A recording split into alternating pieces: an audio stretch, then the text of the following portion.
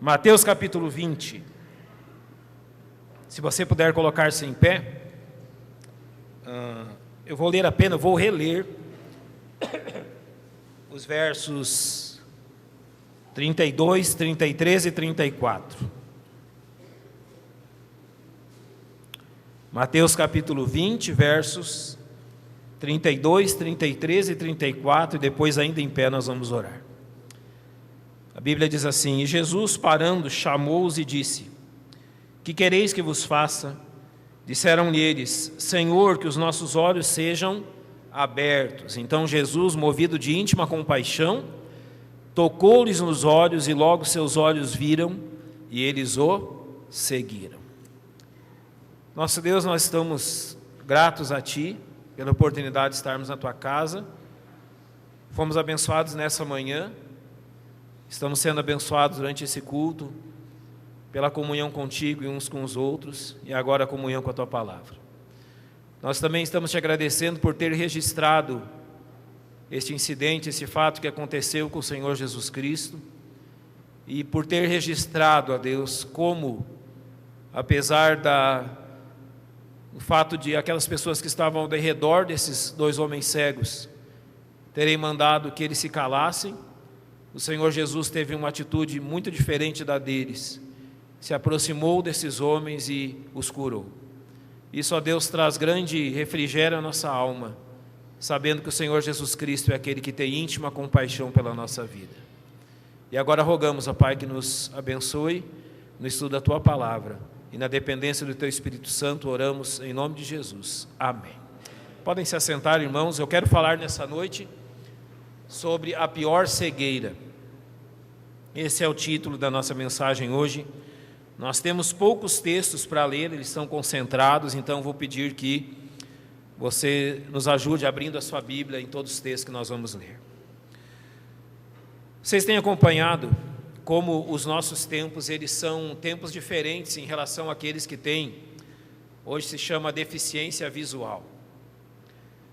Acompanharam que na nossa cidade, nos últimos meses, algumas meio-fio de calçadas, calçadas inteiras foram refeitas e colocados blocos com saliências nas calçadas, exatamente para ajudar as pessoas com deficiência visual, para que elas possam sentir esse relevo nesses blocos e saber onde termina a calçada, onde começa a rua, elas saberem se localizar através disso. Então, as calçadas em outros lugares já havia, não havia nos passeios públicos, mas em shoppings e outros lugares já havia esse tipo de indicação. É interessante observar também que, se alguns anos atrás deficientes visuais eles estavam excluídos até da alfabetização, hoje nós sabemos que há deficientes visuais que têm frequentado tranquilamente as faculdades, as universidades, e o material da universidade tem sido escrito em braille, aquela forma que através das pontas dos dedos eles podem ali ler, vamos dizer assim, aquilo que está naqueles livros e tomar conhecimento daquilo que as faculdades ensinam também. Um professor me disse que as provas aplicadas a eles também têm uma certa diferença, muitas vezes são orais, ou há programas de computador, não é com aquelas teclas sensíveis, onde ele pode até escrever aquilo que ele que tem necessidade de escrever ali. Então, no nosso tempo, a deficiência visual tem sido algo que não tem mais limitado tanto as pessoas como era no tempo do Senhor Jesus. Ser um deficiente visual, a Bíblia usa a expressão cego, ou seja, aquele que não pode ver, não tem capacidade de ver a luz do sol. Nos tempos do Senhor Jesus, eu não sei com o que comparar isso, mas era quase como uma sentença de morte. A cegueira nos tempos do Senhor Jesus, ela era causada, em muitos casos, por doenças oftalmológicas, eram comuns naquele tempo, tanto que há cidades como Esmirna, que são citados como centros de medicação, de colírios, fabricação de colírios, exatamente para a dificuldade oftalmológica das pessoas. O deserto, ele castiga extremamente os olhos, seja pela claridade, a força da luz, o calor e o pó. O asseio naquelas cidades não era aquilo que nós temos hoje. Se você achar nossas cidades sujas, naquele tempo era muito mais. Então tudo colaborava para que as pessoas tivessem problemas de visão. E além disso, prisioneiros de guerra não era incomum terem os olhos vazados. Então tinham pessoas que nasciam cegas, tinham pessoas que por problemas oftalmológicos tornavam-se cegos, e tinham pessoas que eram feitas cegas por guerras ou por todo tipo de violência. E aqui Jesus encontra 2 dessas pessoas. Diz que eis que 2 cegos assentados juntos no caminho. Era exatamente isso que sobrava para eles. Eles tinham que se assentar em algum lugar e implorar a ajuda das pessoas. Isso que os 2 estão fazendo de clamar por Jesus, claro, eles já ouviram de Jesus, eles já sabiam pelo murmurinho, por aquilo que as pessoas falavam, que havia alguém diferente ali. Alguém já havia comunicado com eles aquilo que Jesus era capaz de fazer. Mas esse clamar, que eles clamaram nesse momento a Jesus, era algo que eles faziam constantemente. Qualquer barulho que eles ouvissem, qualquer som de passos que eles ouvissem, já servia para que eles clamassem, pedindo por ajuda. A água naquele tempo, hoje nós temos, graças a Deus, água potável nas nossas casas. Agora você imagina uma pessoa deficiente visual precisando de água naqueles dias. Ela precisava que alguém trouxesse água para ela. Como que ela iria até os lugares públicos para obter, até as fontes para obter água? Então, para tudo o que eles necessitavam, eles precisavam de ajuda. Houve um momento que Jesus curou 2 cegos, em Mateus 9, e Jesus manda que eles se calassem. Aqui, Jesus não dá essa ordem. Aqui Jesus os curou e não os repreendeu sobre proclamarem a verdade sobre eles. Aqui Jesus permitiu que esses 2 homens curados da cegueira proclamassem quem era Jesus. E isso traz uma lição muito, mas muito importante para a nossa vida. Se você olhar o contexto desse texto que nós lemos, nós temos Jesus, nós temos 2 homens cegos, e nós temos um grupo de pessoas que têm andado e ouvido de Jesus. Nós temos o grupo dos discípulos que têm aprendido sobre Jesus, que têm ouvido aquilo que Jesus tem ensinado, eles estão ali também. Nós temos o Senhor Jesus e 2 homens que não podem ver. Nesse momento, Jesus não interrompeu, não repreendeu os cegos para que eles clamassem quem Ele era, exatamente porque aqueles que tinham que clamar não clamaram. Estou falando sobre a pior cegueira. E a pior cegueira não era a cegueira desses 2 homens, mas a cegueira de todos aqueles que estavam acompanhando Jesus há tanto tempo e não foram capazes de dizer o mesmo que aqueles cegos disseram. A pior cegueira, ela não é a cegueira física. A pior deficiência visual que alguém pode ter não é exatamente a deficiência dos olhos, mas a deficiência do espírito, da alma. A pior cegueira não é ser impedido de ver a luz do sol, mas a pior cegueira é poder ver a luz do sol, mas não poder contemplar o sol da justiça, que é Jesus. A pior cegueira não é você não ter condições de ver as coisas belas desse mundo, mas estar diante da pessoa mais bela desse mundo e não enxergar nada. Essa é a pior cegueira. As vítimas ali não eram os 2 homens cegos, mas aqueles homens que estavam andando há tanto tempo com Jesus, que além de não proclamarem quem Jesus era, ainda impediam 2 homens cegos de fazerem isso.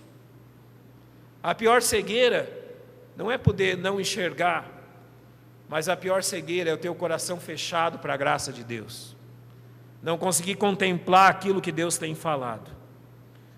Eu quero citar 3 razões por que essa cegueira, não visual, mas espiritual, pode se abater sobre nós. Quando que a pior cegueira pode também se abater sobre a minha e a sua vida? Ou sobre a vida até daqueles que ainda não conhecem Cristo, que a Bíblia diz que o Deus desse século cegou-os para que eles não contemplem a luz da glória de Cristo. 2 Coríntios 4, 6 diz isso. Eu quero então citar 3 questões que podem nos cegar para aquilo que realmente tem valor. A primeira questão: eles foram cegos pelo apego material, cegos pelo desejo de ter, cegos pelo desejo de obter, cegos por aquilo que o mundo pode dar, mas que não vai os acompanhar para o céu, cegos por tudo aquilo que pode ser comprado, mas não por aquilo que pode ser dado por Deus. Cegos por tudo aquilo que esse mundo chama de riqueza, de bens, de coisas que você pode possuir. Se você voltar apenas um capítulo, faça isso comigo, capítulo 19, verso 16, é exatamente isso que vai acontecer. Então o texto dos dois cegos não está aqui por acaso, mas ele está ilustrando outras coisas que já se sucederam antes dele. E observa bem no capítulo 19, verso 16, a história que bem conhecemos, que diz assim: eis que alguém aproximando-se disse-lhe: bom mestre, que farei para conseguir a vida eterna? E ele disse-lhe: por que me chamas bom? Não há bom senão um, que é Deus. Se queres, porém, entrar na vida, guarda os mandamentos. Disse-lhe eles: quais? E Jesus disse: não matarás, não cometerás adultério, não furtarás, não dirás falso testemunho, honra teu pai e a tua mãe, e amarás o teu próximo como a ti mesmo. Disse-lhe o jovem: tudo isso tenho guardado desde a minha mocidade, que me falta ainda? Disse-lhe Jesus: se queres ser perfeito, vai, vende tudo o que tens e dá-o aos pobres, e terás um tesouro no céu, e vem e segue-me. E o jovem, ouvindo esta palavra, retirou-se triste, porque possuía muitas propriedades. Esse jovem teve Deus diante dele, o próprio Deus conversando com ele, o próprio Deus falando o que ele devia fazer. Ele teve o próprio Deus diante dos seus olhos, ele foi capaz de ver Jesus Cristo com seus próprios olhos e conversar de forma inteligente com o Senhor Jesus, indagar-lhe sobre aquilo que era interesse do seu coração. Ele teve a oportunidade que muitos, inúmeros, milhares nunca tiveram. Ele não ouviu a mensagem de um pregador ou de alguém que conheceu o Senhor Jesus, mas ele ouviu do próprio Senhor Jesus. Mas, infelizmente, uma cegueira impediu que ele contemplasse a verdade. O seu desejo é lícito. O que farei para conseguir a vida eterna? Se ele tivesse perguntado para qualquer outro isso, já teria respondido: olha, você está num bom caminho. Mas o Senhor Jesus, que é capaz de ver lá dentro do nosso coração e da nossa alma, ele enxergou um ídolo dentro daquele jovem. Ele disse: olha, você quer ter a vida eterna? Em outras palavras, você precisa tratar do ídolo que há no seu coração. E Jesus identificou qual é esse ídolo. Vai, vende tudo o que tens, porque esse é o teu ídolo, então vem e segue-me. E a Bíblia diz claramente no texto que lemos, que ele retirou-se triste, porque era dono de muitas propriedades, ou seja, o apego aos bens materiais trouxe uma cegueira muito pior do que a cegueira física para aquele homem. A cegueira pelo apego material nos incapacita de crermos em Cristo. Observe isso em Mateus capítulo 13, verso 22. Abra sua Bíblia comigo e leia esse texto. Mateus 13, 22 diz assim: o que foi semeado entre espinhos é o que ouve a palavra, mas os cuidados deste mundo e a sedução das riquezas sufocam a palavra e fica infrutífera. Notem que aqui a razão para que a palavra não venha a germinar no coração, a dar fruto no coração, é que os cuidados desse mundo e a sedução das riquezas sufocam a palavra, impedem o homem de ver claramente. Impedidos de crer em Cristo por essa razão. Agora observe o que Paulo diz a respeito disso. 1 Timóteo capítulo 6, versos 9 e 10, Paulo nos diz algo que é de suma importância para isso que estamos falando. 1 Timóteo capítulo 6, versos 9 e 10 diz assim: porque os que querem ser ricos caem em tentação e em laço, e em muitas concupiscências loucas e nocivas, que submergem os homens na perdição e ruína. Porque o amor ao dinheiro é a raiz de todos os males, e nessa cobiça alguns se desviaram da fé e se transpassaram a si mesmo com muitas dores. Aquilo que está descrito aqui é a descrição de um homem cego pelo desejo material. Nota claramente aquilo que diz aqui: alguns nessa cobiça se desviaram da fé, ou seja, tornaram-se cegos para a verdade espiritual e cegos para aquilo que Deus queria dele. A pior questão nisso tudo, o pior fato que envolve esta cegueira pelo apego material é descrito no texto que lemos de Mateus 19, no verso 21, quando Jesus disse assim àquele jovem rico: Se queres ser perfeito, vai, vende tudo que tens e dá aos pobres, e terás um tesouro no céu. Então diz depois: vem e segue-me.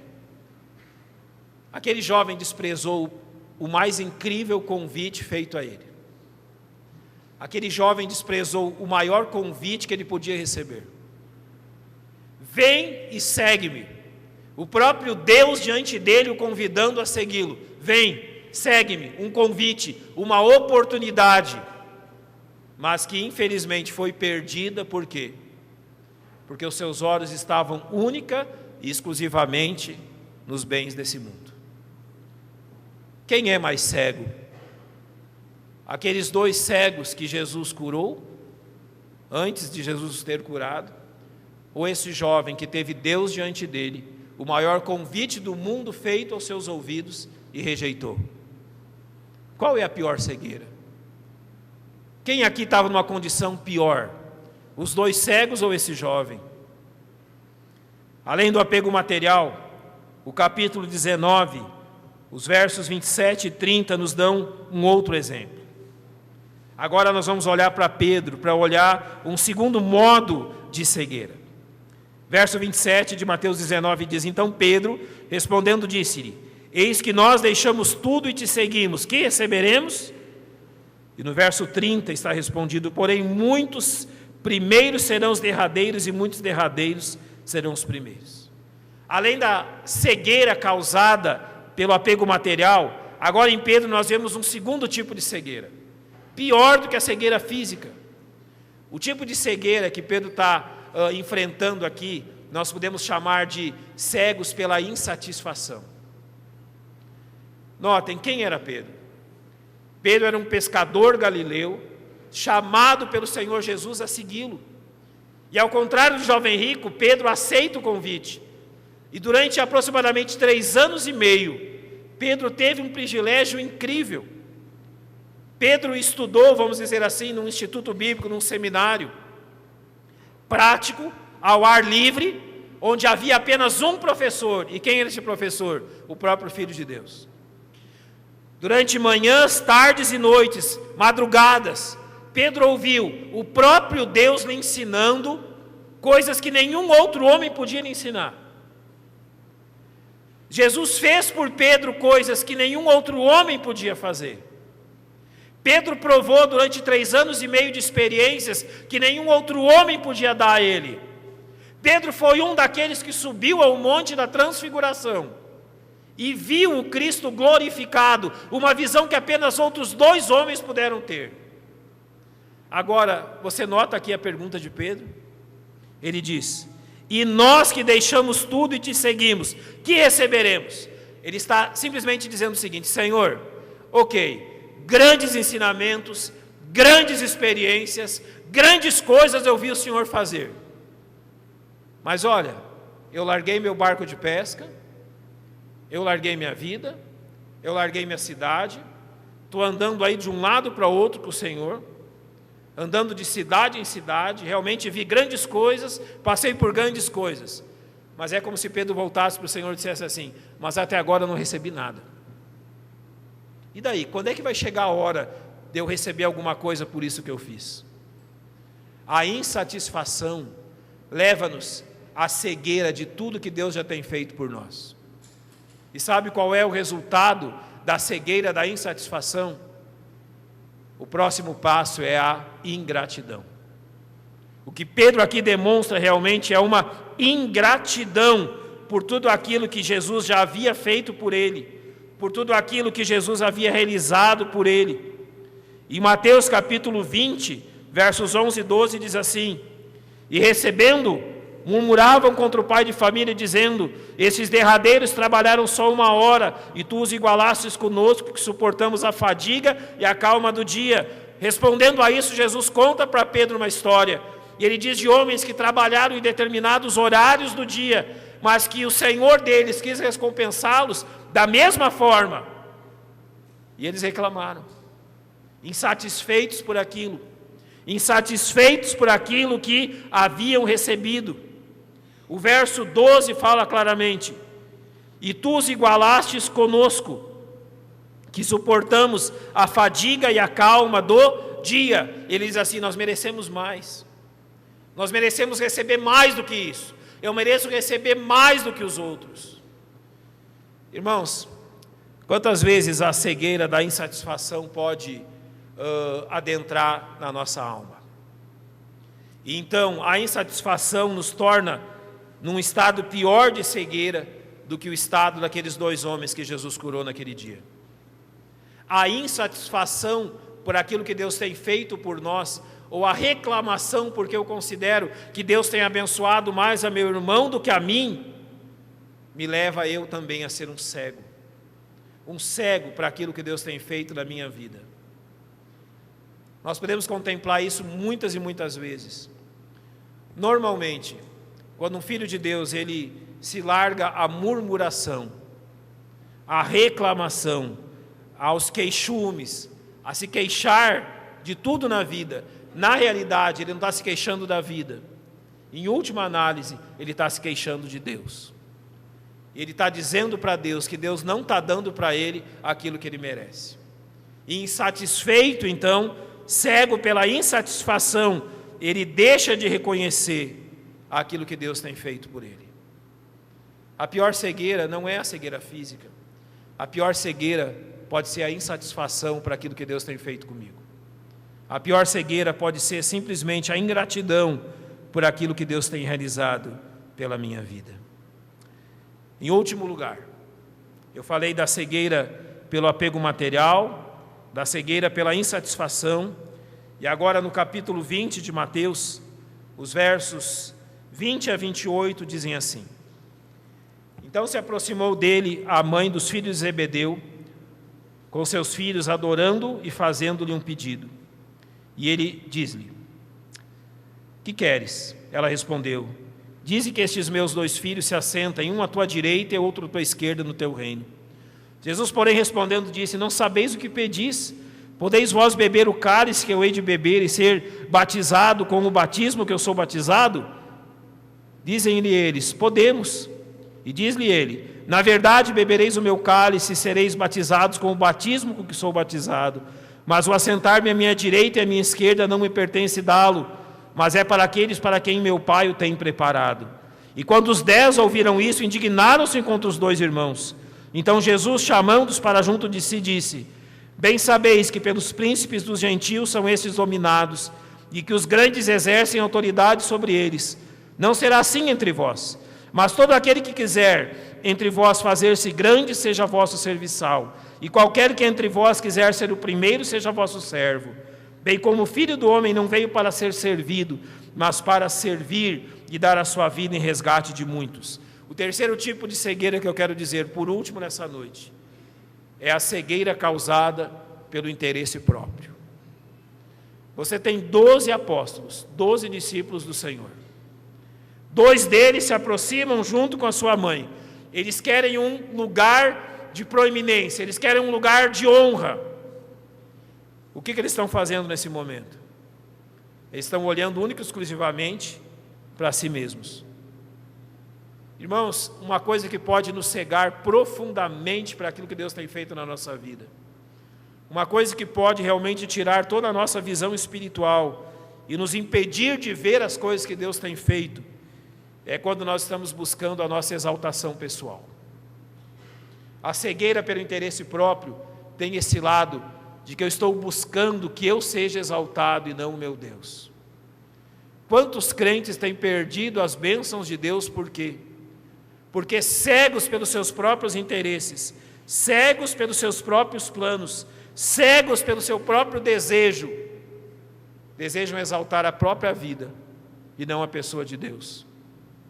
Quantas vezes nós perdemos as bênçãos de Deus porque achamos que o nosso plano é melhor.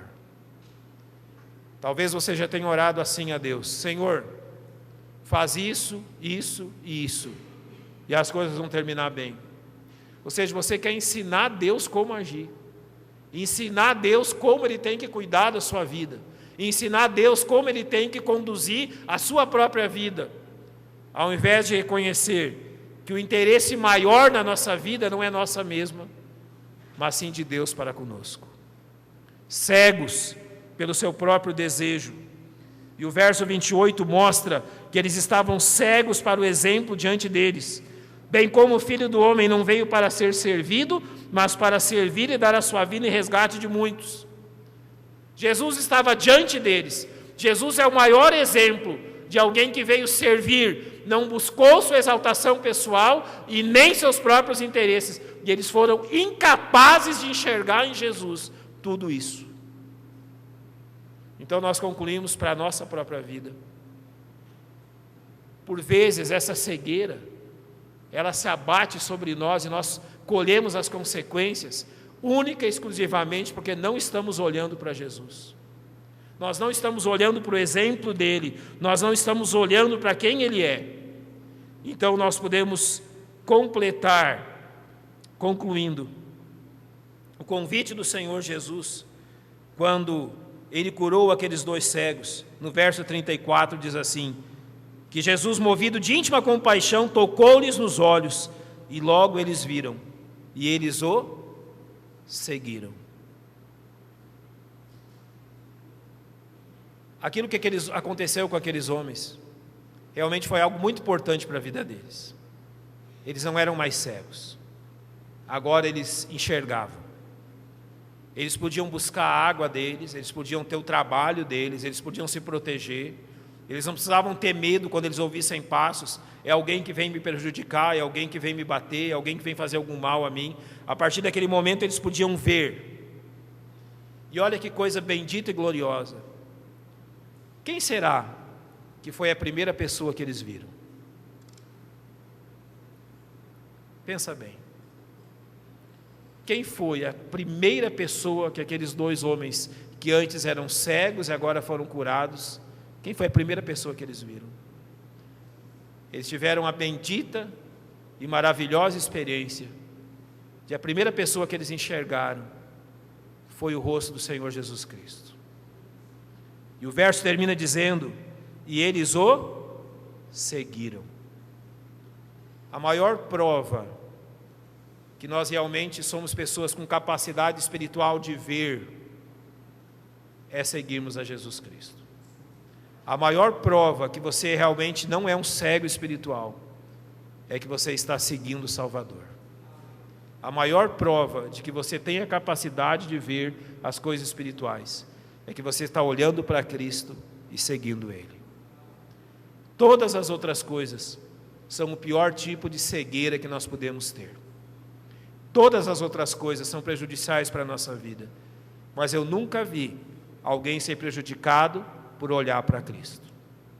Eu nunca vi alguém que contempla o Senhor Jesus e foi decepcionado, ou foi prejudicado, ou não recebeu aquilo que necessitava.